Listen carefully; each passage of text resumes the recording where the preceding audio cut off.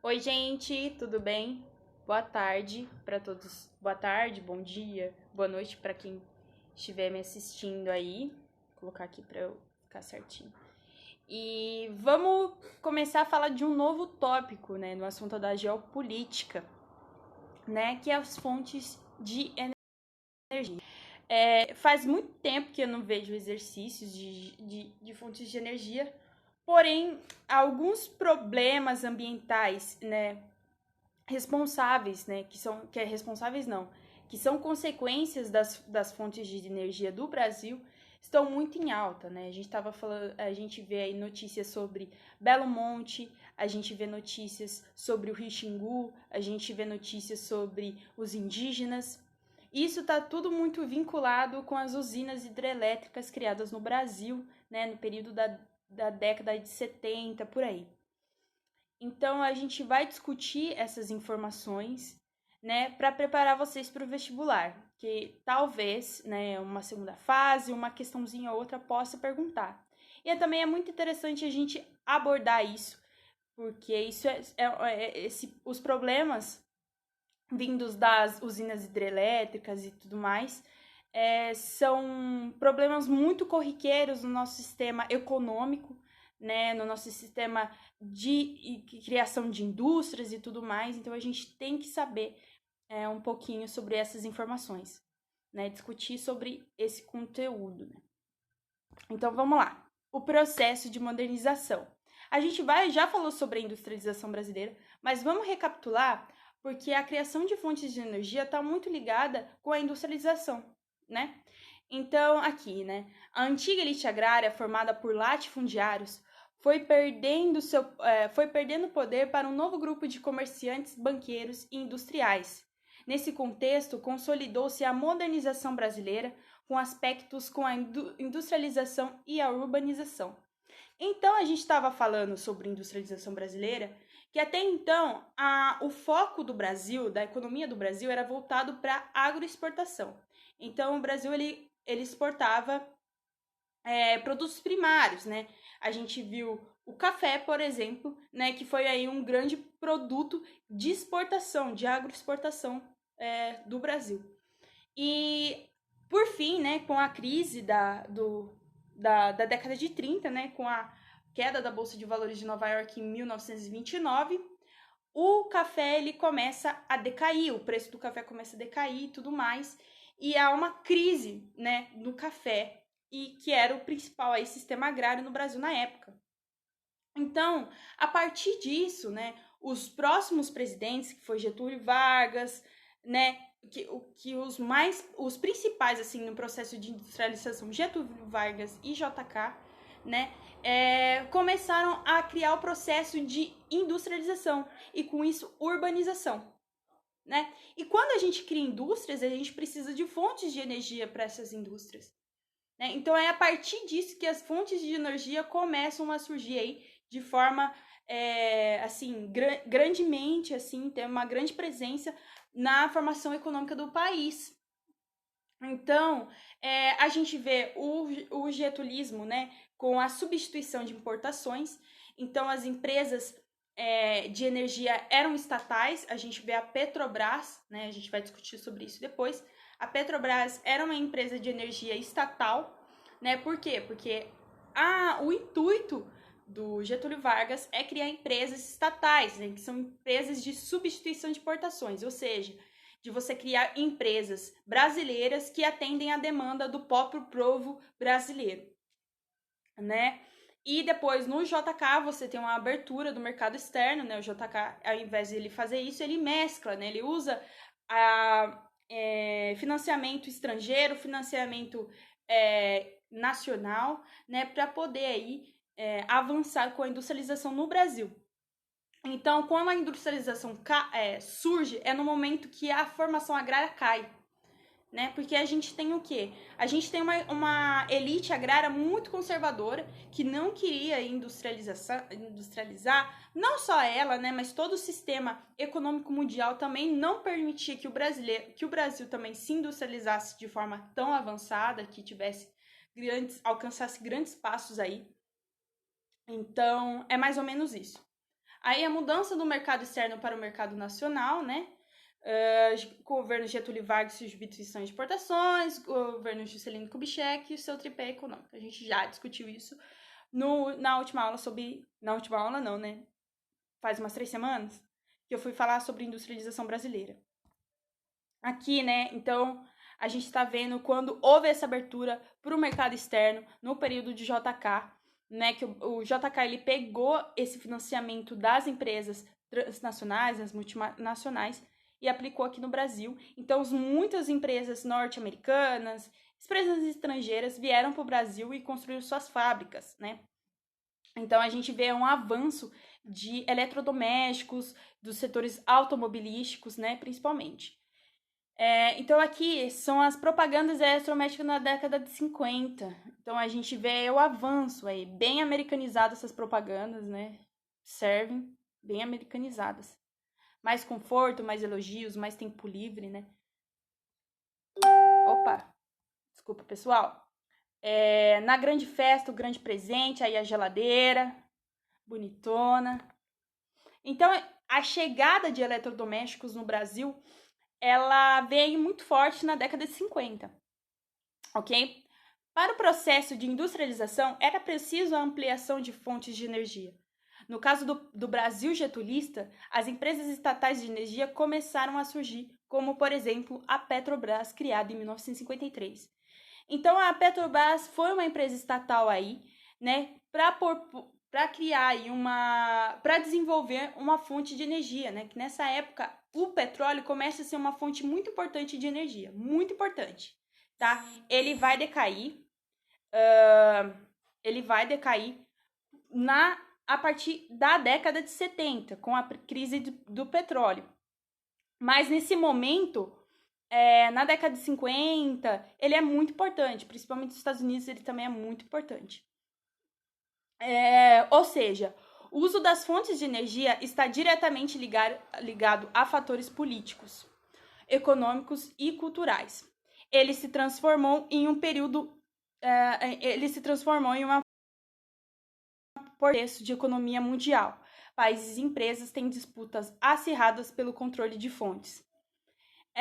Então, é muito interessante observar isso, né? As fontes de energias, elas são ligadas aos fatores políticos, econômicos e sociais, e a fonte de energia também se torna uma grande mercadoria no contexto da economia mundial. Né? Quando a gente tem esse avanço da globalização, esse avanço do capitalismo, né? Com essa industrialização crescente, a gente precisa o quê? De fonte de energia. Só que a fonte de energia não é uma propriedade coletiva e tudo mais, é uma propriedade privada. Tá? Fonte de energia é propriedade privada. Né? Porque ela é um meio para que se possa produzir. Né? Ela pode ser uma propriedade privada tanto de uma empresa, né, quanto de um estado, que a gente chama de propriedade estatal. Não sei se ficou claro para vocês. Espero que qualquer dúvida vocês podem perguntar para mim. Mas é mais ou menos isso. Então, quando há esse pensamento da fonte de energia como uma mercadoria, gente, a fonte de energia é mercadoria desde a Revolução Industrial, ok? Desde a Revolução Industrial, ela é um meio importante, muito importante, né? A Revolução Industrial só passa quando há o desenvolvimento aí do carvão para fazer energia, né? E para utilizar aí nas máquinas. Só que o que eu tô querendo dizer, quando há esse surgimento muito grande da industrialização, essa fonte da industrialização, as fontes de energia começam a ter muito mais importância. Muito. Aqui, as fontes de energia no Brasil, né?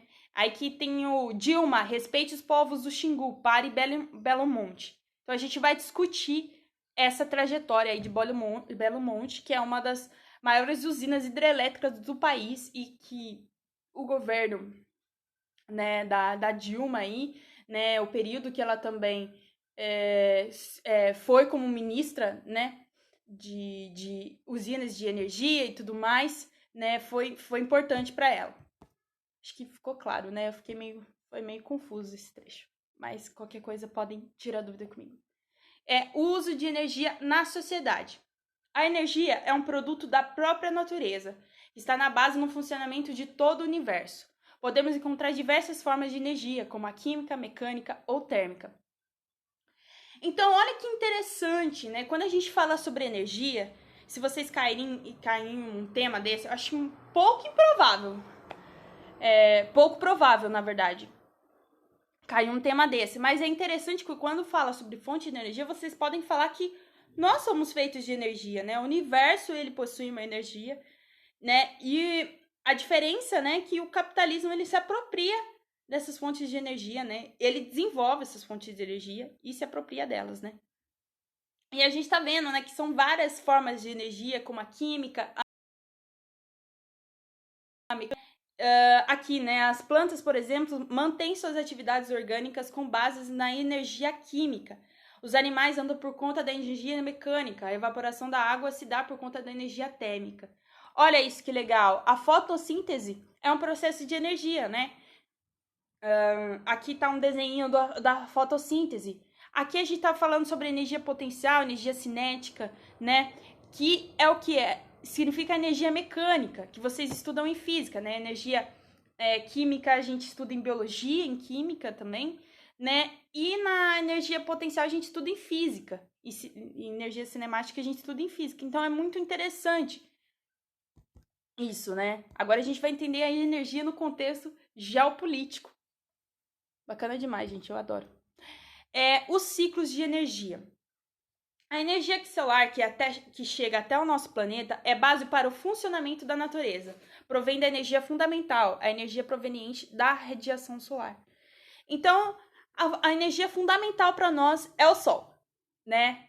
Não é à toa que as substâncias, nós que somos substâncias orgânicas, né, dependemos muito do Sol, né, da radiação solar, para mantermos vivos. A energia hidráulica é proveniente do movimento das águas. Ela só existe porque os raios solares produzem o que denominamos ciclos da água, que envolve o movimento dos rios e a formação das chuvas. Então, a energia hidráulica também depende dos raios solares, né? A energia térmica, por sua vez, é derivada também da energia solar, direta, que é direto, calor atmosférico, né? Que resulta na absorção de energia solar pelas moléculas de gases. Mas, mesmo na queima de lenha, por exemplo, a energia térmica produzida também não é possível sem energia solar, uma vez que o carbono que entra em combustão da madeira é originado no processo de fotossíntese. Então, o que eu estou querendo dizer? Que a energia solar ela é importantíssima para todos os outros processos de energia que a gente vai desenvolver ou que são criados pela própria natureza, né? Que isso é muito fundamental, né? A radiação solar ela é fundamental para o processo de energia. Aqui, a gente está vendo os ciclos, né? Das energias. Então, o petróleo, eu não vou pegar todos, mas o petróleo depende, né? Da central térmica, da refinaria, né? Depois ele vai para a gasolina, gasóleo e depois vai para os transportes. O carvão depende da central térmica e depois ele depende do quê? Da eletricidade e do calor, né? A biomassa depende de uma central térmica e do calor. Olha isso. Então a gente vai entendendo esses processos, né? Esses ciclos de energia. Eu não vou explicar todos, porque eu vou explicando. Assim, isso é mais um resumo do que eu vou falar, né? Esse esqueminha é mais um resumo, porque eu vou falar cada um, né? A gente vai falar sobre energia elétrica, a gente vai falar hidrelétrica, né? A gente vai falar sobre petróleo, a gente vai falar sobre solar, geotérmica, eólica, a gente vai discutir tudo isso. Não hoje, né? Porque é muito comprido, são muitas questões para abordar, mas aí eu vou dividir essa aula em duas partes para a gente discutir. Mas isso é mais um esqueminha para vocês entenderem um resuminho de tudo que eu vou dizer. Aqui, a energia elétrica. Uma das fontes de energias mais utilizadas na sociedade atualmente é a energia elétrica. Ela ganhou força após a expansão das sociedades industrializadas e urbanizadas. Essas, por sua vez, pode ser produzida a partir da transformação da energia hidráulica, caso das hidrelétricas, ou da energia térmica, que pode ser um calor gerado da queima de combustíveis fósseis ou função nuclear. Então a gente está falando da energia elétrica, né? Ela surgiu aí a partir do processo de industrialização e urbanização, né? A gente está falando aí desde a Revolução Industrial, a energia elétrica é importante, né? Na Revolução Industrial era a queima de combustíveis fósseis e hoje começa, né? Hoje é muito importante na parte das hidrelétricas, porque os combustíveis fósseis eles poluem muito, né? Não que as hidrelétricas não poluam, né? Mas os combustíveis fósseis, a queima do carvão mineral, por exemplo, gera muitos gases de efeito estufa, né? Enfim, impulsiona aí o aquecimento global e tudo mais. Só que aí, a partir do momento, a criação das hidrelétricas, né? Que a gente vai discutir dos slides para frente, que são menos poluentes. A gente vai discutir porque as hidrelétricas, elas têm outros problemas. Elas não podem gerar tantos gases fósseis, mas elas geram outros problemas. A gente tem que lembrar que toda fonte de energia gera algum problema, né? Ela pode ser... o que a gente discute é a mais sustentável possível, né? Porque, de certa forma, energia elétrica não. Toda fonte de energia gera algum problema social, problema urbano, problema ambiental, problema ecológico. Então, de alguma forma ou outra, essas fontes vão ter esses problemas e a gente vai discutindo isso, vai problematizando, porque é provavelmente isso que os vestibulares vão perguntar, né? Essas problematizações das fontes de energia, tá? A gente vai discutir depois sobre fissão nuclear, né? Eu vou deixar por último porque ele é o mais complexo, né? O que eu mais tenho dificuldade de explicar, que envolve física e eu não sou boa em física. É meio difícil, assim, tipo, tem uns palavreados meio difíceis. Então vamos falar, né? No Brasil, com a crise do petróleo na década de 1970, a energia hidrelétrica foi elevada à categoria de fonte energética de maior viabilidade. O baixo custo, aliado ao elevado potencial de algumas regiões, a exemplo da Amazônia, acabaram por propiciar a implantação de projetos sem a devida ponderação dos riscos ambientais. Gente, eu peguei esse trecho de um artigo, eu acho que eu não coloquei o link do artigo, eu acabei esquecendo. Até então, o petróleo ele era fundamental, né? Ele era fundamental até a década de 70. Com a crise dos petróleos, começa a mudar. O que começa a acontecer? Fontes de energia. A variação das fontes de energia, ela não é só uma forma de trazer sustentabilidade e tudo mais. Gente, quando a gente fala de capitalismo, a gente não pensa tanto nesse... Assim, eu não acredito no ecocapitalismo, tá? Me desculpem. Mas, assim, não tem como você falar assim que, nossa, as pessoas variaram as fontes de energias para gerar mais sustentabilidade. Não é isso. É para gerar menos independência. Porque se você parar para pensar, quando a gente fala que só vive de petróleo, né, acaba entrando ele inteiro em crise.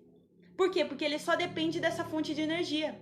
Então vamos parar para pensar. Se o Brasil dependesse só de importação e exportação de petróleo, se o petróleo entra em crise, o país inteiro entra em crise. E ele começa... E essa independência total de uma fonte de energia é muito complicado para o avanço, para o desenvolvimento econômico do país. É muito complicado. A gente, né, vê aí na Venezuela essa complicação, né? Vamos discutir mais para frente aí sobre o petróleo. Agora não é meu objetivo, né? Mas a gente vê essas complicações quando um país é extremamente dependente na importação e exportação de uma só fonte de energia, né? é isso. Aqui, né, quando a gente fala sobre as regiões da Amazônia, né, e por que acontece riscos ambientais. Um dos problemas das energias hidrelétricas é que, para você ter uma boa fonte de energia hidrelétrica, você precisa de um rio de planalto. O que é um rio de planalto? É um rio que tem aquela queda, né? Aquele rio que tem aquela cachoeira, que é planalto, né? Que ele tem aquela elevação e tem aquela queda. Por quê? Quando você tem um rio de planalto, a energia que vai sair da hidrelétrica, ela depende dessa queda do rio, né? Enfim. Na Amazônia, os rios são de planície. Planície. O que é o rio de planície? É aquele rio reto mesmo. Sabe aqueles rios que a gente vê na Amazônia, que eu esqueci esse termo. E olha que eu dei aula de geofísica, mas eu esqueci o nome. Mas são aqueles rios que parecem uma cobra. Então, aqueles rios onde são rios de planície. Quando você vai criar uma usina hidrelétrica num rio de planície, você tem que alagar muito, uma grande extensão de área para haver queda do rio. Para haver queda, para gerar queda nesse rio, né? Eles constroem uma usina aí para haver queda. Só que você tem que alugar uma proporção de terra. E quando você alaga uma grande proporção de terra, você está aí destruindo uma fauna, uma flora, uma comunidade que depende desse rio, dessas florestas. Né? As comunidades que vivem em volta desse rio geram vários problemas socioambientais. Né? A usina hidrelétrica de Tucuruí, considerada a maior obra de engenharia já promovida no território amazônico, foi construída para atender aos grandes projetos agropecuários e minerais em implantação na região, inseridos no planejamento e na Amazônia. Uma coisa importante, né, a construção de usinas hidrelétricas, elas se dão para gerar energia para projetos agropecuários e minerais. Então, a gente vê principalmente na Amazônia, na região amazônica, né, no norte em si, que a gente vai falar do Pará também, mas as fontes de energia ali inseridas são para abastecer as demandas dos projetos agropecuários e minerais, porque eles precisam de energia para manter ativos esses projetos, para produzir. Então, a gente vê também essa construção dessas usinas hidrelétricas em prol de outros interesses de outros setores, né? Então, a gente vê, por exemplo, a agropecuária, que tem uma grande extensão de terra, que precisa de um grande latifúndio, né? Pelo menos no Brasil, a gente ainda tem essa mania, se é que eu posso falar isso, de ter grandes extensões de terra para produzir alguma coisa, né? Mineração também possui grandes pedaços de terra para explorar. Hidrelétrica, grandes pedaços de terra. Então, se você construir isso tudo, essas grandes proporções de terras vão para abastecer 3 setores, que é a agropecuária, a energia e o minério. Vocês estão entendendo o que eu estou querendo dizer? A grandiosidade do empreendimento, aliada à falta de atenção aos riscos sociais e ambientais inerentes ao projeto, provocaram um quadro caótico que alterou definitivamente a geopolítica e a região do Lago de Tucuruí. A bacia hidrográfica destacam-se as usinas do Rio Paraná, Tietê, Grande e Paranapanema. A maior delas, a usina de Itaipu, um investimento binacional realizado entre Brasil e Paraguai em 1982. A usina de Tucuruí, construída para fornecer energia para Grandes Carajás. Grande Carajás é uma produção, é um nome para extração, para o projeto de grande extração de minérios, né? que é a Serra dos Carajás, que fica no Pará. E é um grande aí espaço de exploração, né, de minérios. Então, essa usina de Tucuruí, ela foi construída para oferecer energia para esse projeto de extração de minérios, para essas mineradoras. Vocês entenderam? Tranquilo até aí? Espero que sim. Os problemas da usina hidrelétrica Belo Monte. Aí eu peguei essa matéria do El País, tá? O link tá aí pra vocês, se vocês lerem. É uma matéria fantástica, fantástica, assim. Uma das melhores matérias que eu já li. Não sei se é porque eu gosto do tema. Mas o nome da matéria se chama Erro de Projeto coloca a estrutura de Belo Monte em risco. Então nós vamos discutir aí os erros de Belo Monte. Estudos científicos mostram que no futuro a crise climática tornará as secas ainda mais severas. Um destes estudos, de 2006, projeta a redução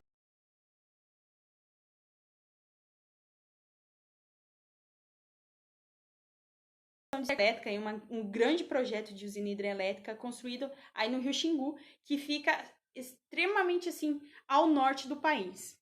Vou colocar a localização para vocês. E qual é um dos grandes problemas, né? Quando a gente fala de o Rio Xingu, quando a gente estava falando dos rios amazônicos, né, os rios amazônicos, eles ficam concentrados em bacias sedimentares, enfim. Se eu não me engano, em planícies. E aí acontece, o rio, ele não tem tanta queda, então você precisa alagar o rio para formar queda para gerar energia elétrica. Aí o que os estudos estavam vendo? Que haverá uma seca nesse rio. Se haverá uma seca nesse rio, ou vai ter que ter maior alagamento, e aí destruição total, né, da região ali em volta do rio, porque os rios morrem praticamente quando se tem esse alagamento. Assim, assim, só com. Eu não sei o que eles fazem, mas é muito provável que os rios acabam morrendo quando há esse alagamento. Aí você vai me perguntar como que os rios morrem? Sim, os rios morrem, né? Por quê? Porque quando você alaga um rio, você transborda algumas regiões de fauna e flora. Essas regiões essas madas, esses bichos vão morrendo e vão gerando um processo chamado eutrofização, que é mais ou menos a morte aí do rio, né? Porque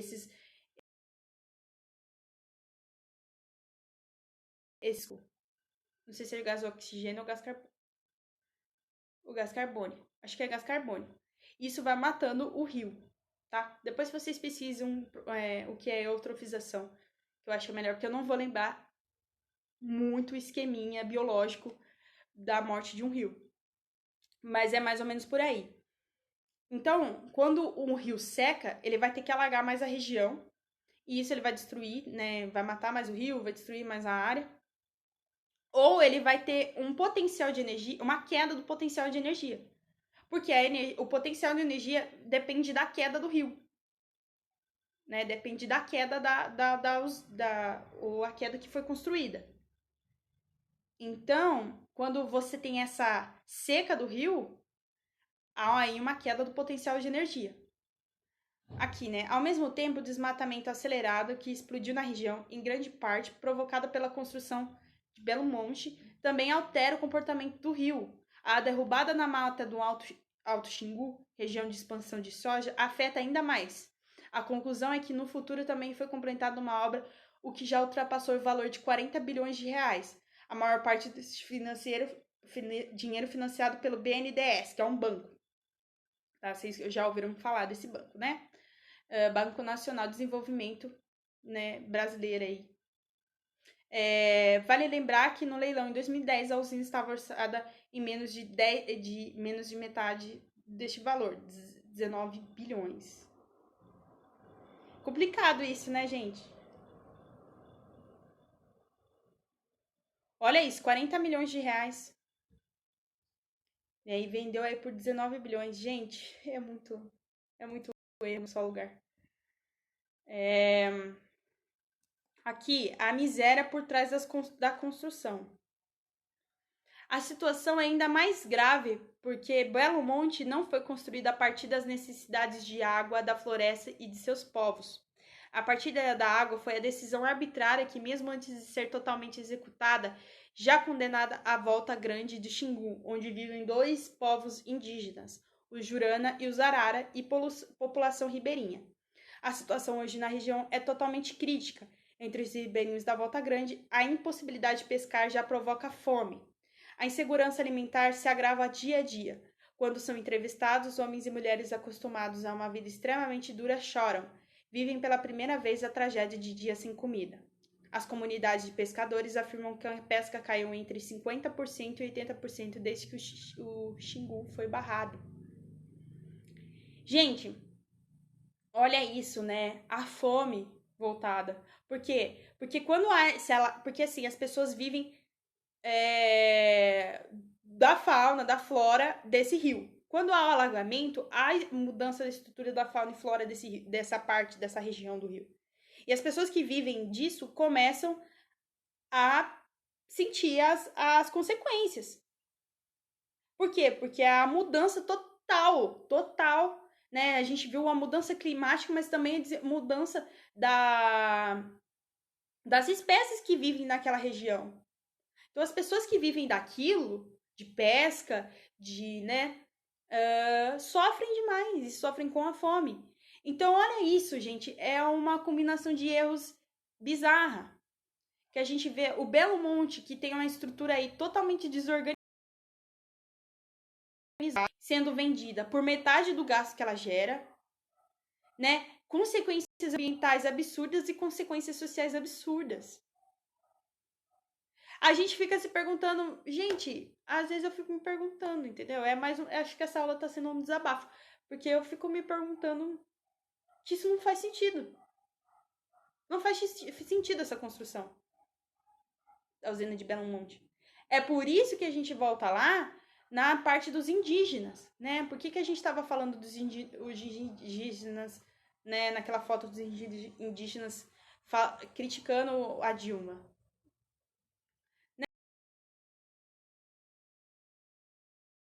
Mas que dependem das espécies que vivem nessa região sofrem muito, né? Porque a gente fala assim, é só mudar de lugar. Não é só mudar de lugar, gente. Não é fácil assim. Vai mudar de cidade pra você ver toda uma estrutura, ainda mais mudar uma comunidade. Se você e sua família já sofrem por mudar de cidade, imagina uma comunidade que tem todas as suas raízes históricas, sociais, entretidas, né? Enraizadas naquele ambiente, naquele território. É muito difícil. Se vocês quiserem acessar o link dessa matéria. Gente, é uma matéria impressionante. Vocês vão adorar essa matéria. Vocês vão adorar. Incrível. Aqui, né? Peixes são encontrados mortos devido à falta de água e à fome.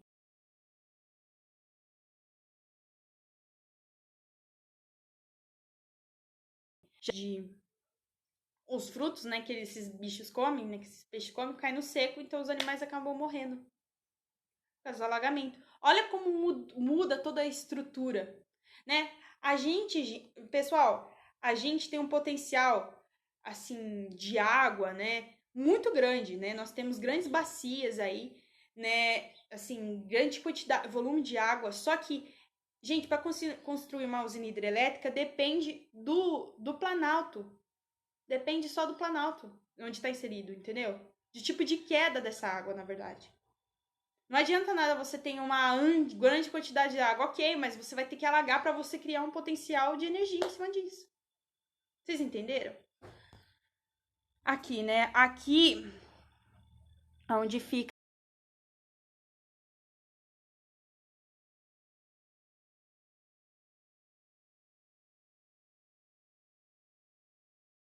a elétrica de Belo Monte. Eu esqueci, gente. Eu esqueci de um link muito legal explicando a Belo Monte, porque quando teve a construção da usina de Belo Monte, era um lugar que não era povoado, né? Não tinha, assim, não havia uma população, não havia uma cidade urbanizada, estruturada. Então, tem um documentário, eu não sei, eu vou tentar compartilhar com vocês, achar Como que é o processo de urbanização? Urbanização não, né? Mas, assim, como que cria a comunidade dos trabalhadores que vivem do Belo Monte, né? Porque para construir Belo Monte teve que ter a transferência de trabalhadores, né? E aí é uma cidade que não tem estrutura, né? Nenhuma, urbana, nenhuma. E os trabalhadores, eles vivem, tipo, é uma comunidade mesmo, assim. É como se fosse uma vila só para os trabalhadores de Belo Monte, né? Que trabalham aí na construção de Belo Monte. E é muito interessante porque a cidade não tinha suporte, né? E como eram muitos homens, houve a prostituição nesse meio, mas a prostituição infantil também, né? Porque como era só homem na construção de Belo Monte, né? Essa comunidade só tinha homem. Então, meio que para ganhar dinheiro, as famílias,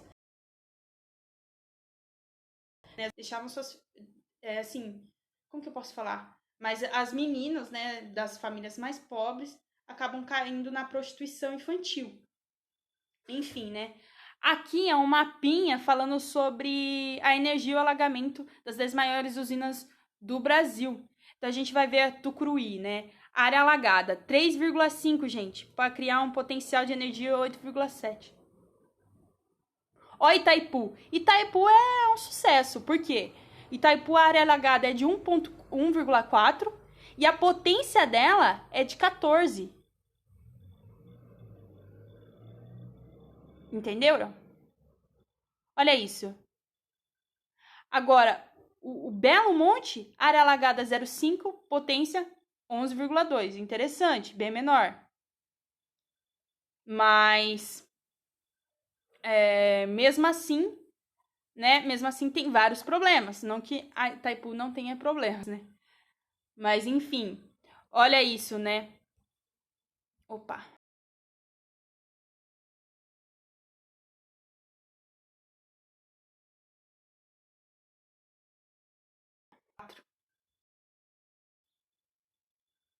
Né? Então, ó, Belo Monte fica no Pará. Itaipu fica no Paraná.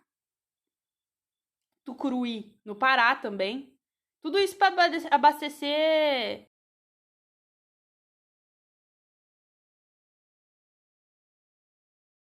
pecuários.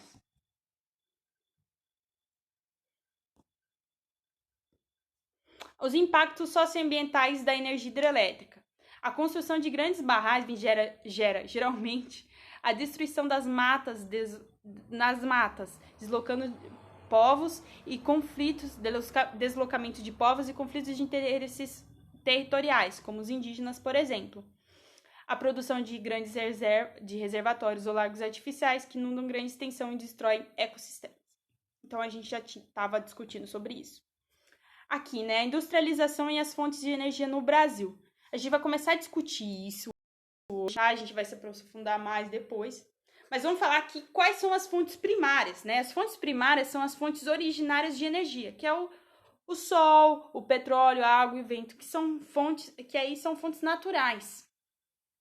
As fontes secundárias é eletricidade, gás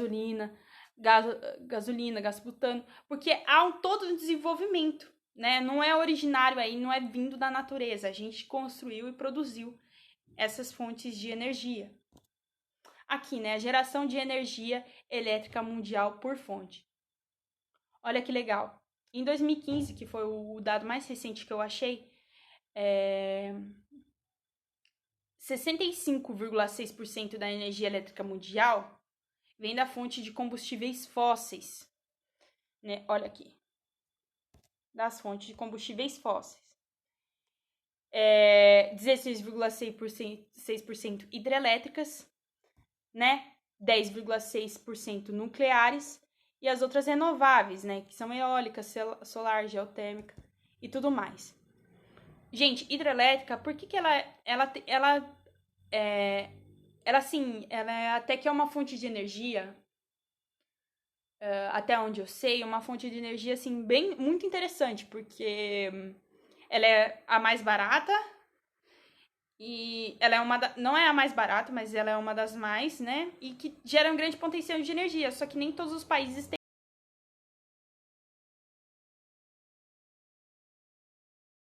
é muito difícil. O Brasil, ele realmente tem várias usinas hidrelétricas, principalmente por causa do nosso potencial hidráulico, porém com esses erros, né?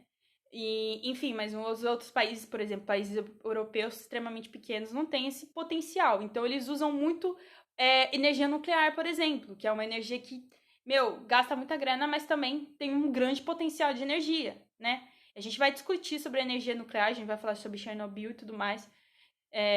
Acho interessante para quem gosta assistir a série do Chernobyl da HBO, né? Eu gostei bastante, é uma série bem interessante de assistir, assim. E, né? E os combustíveis fósseis que a gente vai discutir depois. Um dado importante que eu vi aqui são o consumo industrial de energia, né? Então, quem usa mais energia aí são os setores da metalúrgica, fabricação de produtos alimentícios, fabricação de produtos químicos, né? Vamos colocar os 3 primeiros, tem vários aqui, né? Mas, olha, metalurgia, fabricação de produtos alimentícios e fabricação de produtos químicos aí são os maiores consumidores de energia, né? Os setores aí de maior consumo de energia. E o consumo comercial de gênero, né? São o comércio varejista, né? Os supermercados aí gastam muita energia, né? Comércio por atacados, exceto veículos automotores e motocicletas. Serviço para edifícios e atividades paisagistas geram muita energia, gastam muita energia. Telecomunicações gastam muita energia, alimentação. Então, esses são os setores aí que gastam mais energia, tá? A gente vai discutir as outras fontes de energia, os problemas dela e tudo mais. Espero que tenha ficado clara essa introdução. Qualquer coisa